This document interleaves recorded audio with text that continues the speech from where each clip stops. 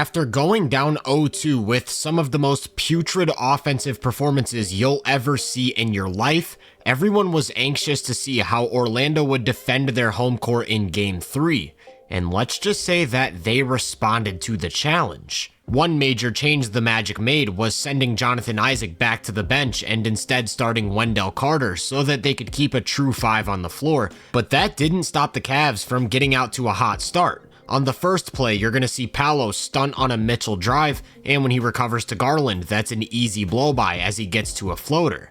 Then on the Magic side, Franz gets into the defense for a kick out of his own, and Paolo steps into a wide open 3. He misses, but I want you to focus on Orlando's pursuit of the offensive rebound because it's going to end up being a pretty common theme. Still, they really struggled early on. This time it's a drive from Wendell, and it looks like he might have a layup only for Mobley to come flying in for a rejection. And then it's Paolo who's going to isolate against Mobley from up top, get by his hip on a drive before leaving a layup too strong. A possession later, Paolo gets another look from 3, another miss, then he follows his own shot for a second chance, pulls up for miss number 2, and Orlando started this game 0 of 8 from the field. It wasn't until we were more than 3 minutes in that the Magic would finally get on the board with this and one from Franz, but they weren't shifting the momentum just yet.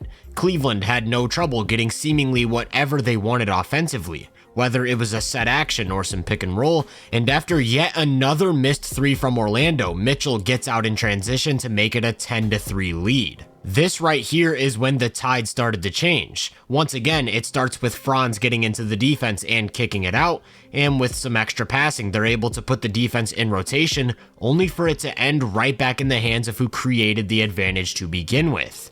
After that, he was feeling it and wanted to try another 3 on the next play, but this one's a miss, only for Paolo to get to the ball and slap it back out to Suggs, who's left with all the time in the world. Next time down, they're going to run through Paolo with an open side isolation, and in an effort to draw contact, he ends up with a really weird shot. No call, 2 points on the board anyways. It sort of felt like Paolo and Franz were just taking turns getting whatever they wanted. This time it's Wagner who drives, spins, and falls back into a mid-range jumper.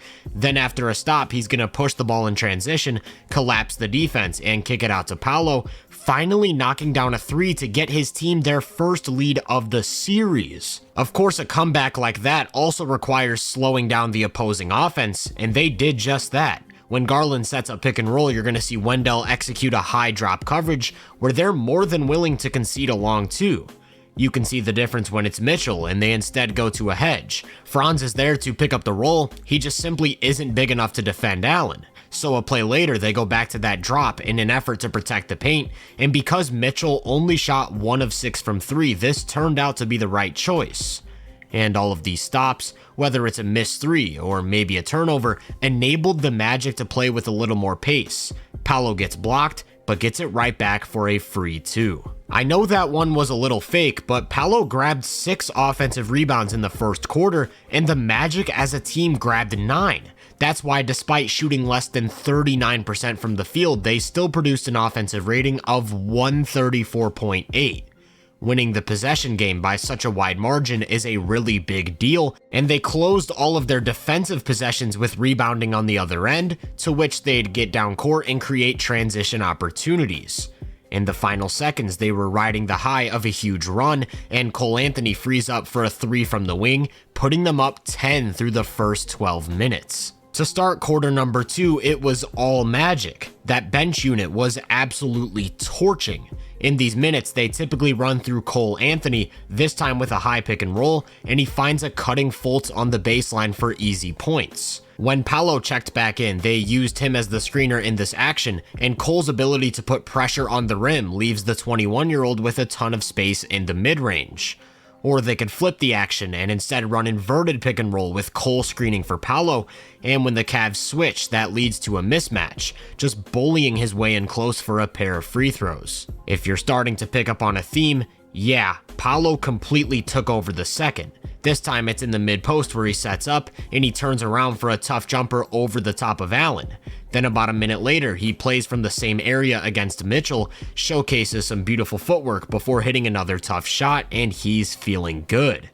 How about on the defensive end? He finds himself switched onto Mitchell, forces a turnover in isolation, uses that numbers advantage to take off on a fast break, and like clockwork, he's going to apply downhill pressure before leaving it to one of his teammates for a 3.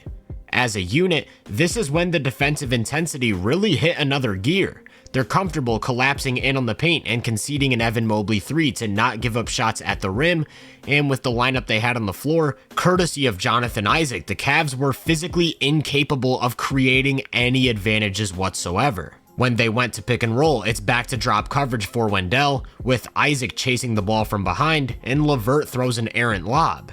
Then LeVert's going to try to take Isaac one-on-one, which of course gets left in single coverage, and that's not exactly the type of guy you want to be attacking. Speaking of Isaac, on the other end, he comes down and knocks down a corner 3, pushing that Magic lead up to 21. Cleveland responded by running the offense through Mitchell, which means high pick and roll, and he does an incredible job of attacking that drop coverage with a lob to Allen. Outside of that though, this Magic defense might just appear in his nightmares. On the inbound they try a handoff and Suggs phases through the screen like it's not even there. Then on the reset, Wendell jumps out to the ball while Suggs recovers from behind to smack it off Allen's leg for a turnover.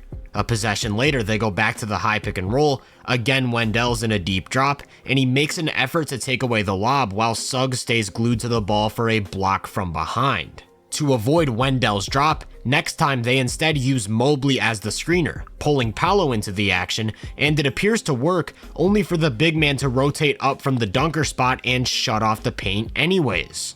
On a second chance, they're going to try setting up in the exact same way. Paolo switches onto the ball, and here's where Mitchell actually steps back for his one made 3 of the night. During these closing minutes, he did find some success attacking these switches.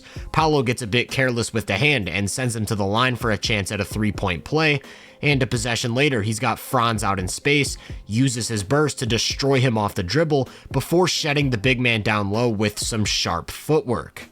On the other end, Evan Mobley picks up another huge block to close out the quarter, and they cut into the lead slightly. 16 is still a lot, but it's not impossible to come back from. The only problem is that Orlando remained every bit as hot in the third. You've got Franz getting to a pull-up midi. You've got Paolo isolating from up top and stepping back for a 3. And the Cavs continued to struggle, getting a bucket here and there. Then whenever they did score, it was promptly matched, this time with a Jalen Suggs isolation. A play later, it's the same thing. Suggs going one-on-one with Mobley and just leaving him in the dust as he drives into a layup.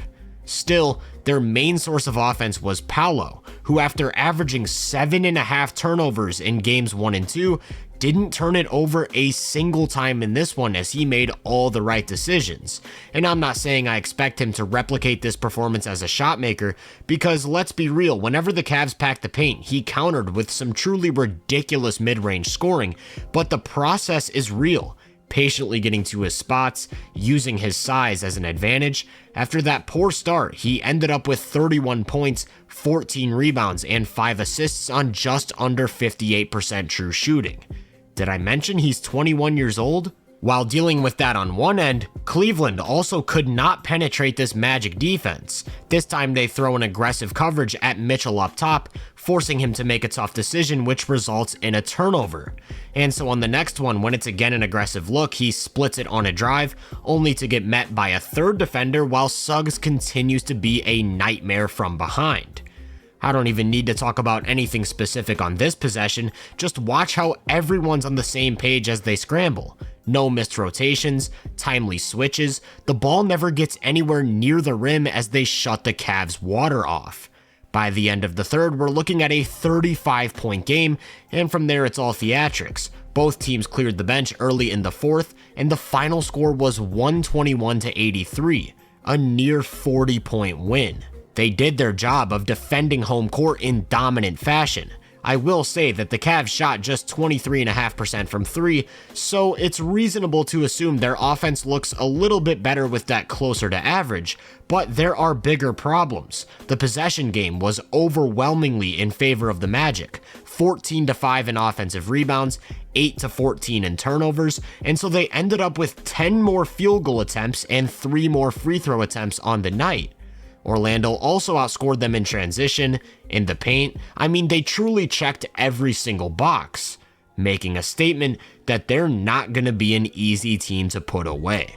If you enjoyed this breakdown, make sure to drop a like, subscribe, and turn my post notifications on to be first on more content. If you're interested in my more in-depth research, make sure to check out my website and social media profiles. You can find those links in the description. Feel free to let me know down in the comments what you thought of this game. As always, I hope you all have a great day, and I'll catch you guys in the next one.